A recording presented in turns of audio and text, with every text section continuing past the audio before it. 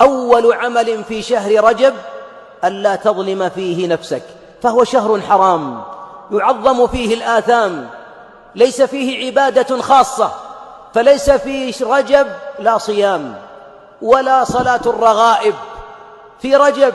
ليس في رجب أيها الأحباب من الأعمال إلا أن تنقي قلبك، أن تنقي قلبك، وأن تقبل إلى ربك، وأن تحسن في عبادته، وأن تبتعد عن الحرام، فلا تظلموا فيهن أنفسكم.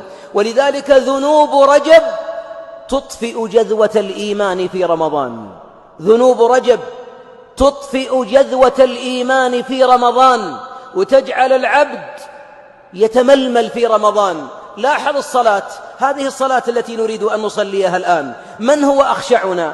هو الذي استعد لها يوم أن دخل، أو استعد لها قبل دخول الوقت، توضأ وأحسن الوضوء ولبس أحسن ثوبه، ثم مشى إليها وأتى خاشعا ولمعه السواك وسمى واستعاد وبكر وصلى على ميامن الصفوف، ثم